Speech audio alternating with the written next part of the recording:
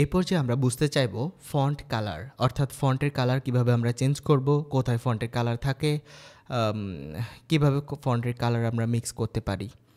তো দেখতে পাচ্ছেন আমি যদি এই ফন্টের কালারটি চেঞ্জ করতে চাই লাল থেকে, তাহলে একটু উপরে আসতে হবে।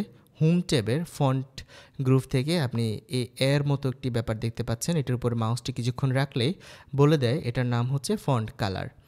তো আমরা এখানে একটা ডিফল্ট কালার দেখা যাচ্ছে, লাস্ট যে কালারটি আপনি ব্যবহার করবেন সেটি এখানে প্রিভিউ হতে দেখা যায়। অর্থাৎ ক্লিক করলে একটু আকাশি টাইপের একটা কালার, একদম লাইট স্কাই একটু কালার ইউজ হচ্ছে। আপনি যদি পাশে ড্রপ ডাউনে ক্লিক করেন তাহলে দেখতে পাচ্ছেন অনেকগুলো কালার প্লেট চলে আসছে। তো এখান থেকে আমি যে কোনো একটি কালার চুজ করি, ক্লিক করলে সেই কালারটা ধারণ হতে দেখা যায়। যদি আপনি নেভি ব্লু কালার ইউজ করতে চান, যদি আপনি রেড কালার ইউজ করতে চান, এমনকি একটু এইভাবে করে আপনি বিভিন্ন রকমের কালার ইউজ করতে পারেন।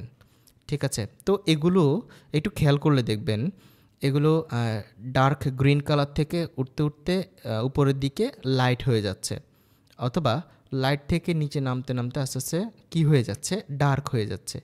এভাবে সচরাচর খুব কমনভাবে ব্যবহৃত হয়। এরকম বেশ কিছু কালার প্লেট দেওয়া আছে, আপনি চাইলে এই কালার প্লেটগুলো ব্যবহার করেও চমৎকারভাবে ব্যবহার করতে পারেন আর কি। ঠিক আছে, আরেকটু ব্যাপার, আরেকটু যদি গভীরে যাই তাহলে দেখেন মোর কালার। এখানে আসার পরে আপনি স্ট্যান্ডার্ড অপশনটি থেকে আবার বেশ কিছু কালার প্লেট পাচ্ছেন।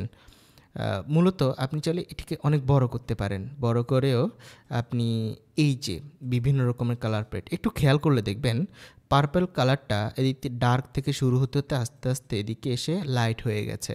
আবার গ্রিন কালারটা এদিক থেকে লাইট হতে হতে আস্তে থেকে এদিকে হচ্ছে, আবার পাশাপাশিও এগুলো লাইট হচ্ছে। তো বুঝতেই পারতেছেন আসলে খুব কমনভাবে যদি কোনো একটা পিঙ্ক কালার ব্যবহার করতে চাই তাহলে নিশ্চয়ই আমি এখান থেকে চুজ করব কোনটা আসলে আমার জন্য পারফেক্ট পিঙ্ক কালার, সেটা আমি এখান থেকে দেখব। এবং এই কোনায় আসলে এটা আসলে প্রিভিউ হচ্ছে, যেটাতে আমি ক্লিক করে নিচ্ছি। ঠিক আছে, আর একটা ব্যাপার হতে পারে, আমি যদি এখন এটাতে ক্লিক করি, যদি চাই যে এটার আলোটা একটু বাড়ুক কিংবা কমুক, তাহলে কি করতে পারি, কাস্টমে যেতে পারি। এই যে কাস্টম কালার, কাস্টম কালারের মধ্যে গেলে আপনি বিশাল একটি কালার প্লেট বা কালার একটি ভান্ডার পাচ্ছেন, যেখানে আপনি ইচ্ছে মতো কালার বানাতে পারেন। যেমন এই পাশে একটা স্ক্রল বারের মতন দেখাচ্ছে আর কি কালারের, দেখতেই পাচ্ছেন ছোট একটি পয়েন্টার এখানে, এটি উপর দিকে যখন তুলবেন আলো বেড়ে যাচ্ছে। এই জায়গায় আপনি একটি প্রিভিউ দেখতে পাচ্ছেন। আমি নিচের দিকে নামাচ্ছি, দেখেন ডার্ক হয়ে যাচ্ছে, যদি উপরের দিকে উঠি এটা লাইট হয়ে যাচ্ছে। তার মানে আপনি জাস্ট মাঝখানে একটি ক্লিক করে আপনার ধারণা যে আমি নীল কালার পাচ্ছি না, আপনি এদিকে তাকাবেন, এখানে যে কালারটা আসবে সেটাই হচ্ছে আসলে আপনার প্রকৃত কাঙ্ক্ষিত কালার। এবার আমি এই কালারটাকে ম্যাচ করার জন্য এটাকে ঠিক একটু মিডলে নিয়ে আসি। মিডলে নিয়ে আসলে দেখেন আমি সেই কালারটি পাচ্ছি। যদি চাই যে হ্যাঁ নীল ঠিক আছে, কিন্তু আমি আর একটু ডার্ক করতে চাই, অর্থাৎ গাঢ় কালার করতে চাই, দেখেন যত নিচের দিকে নামাবো তত ডার্ক হয়ে যাচ্ছে।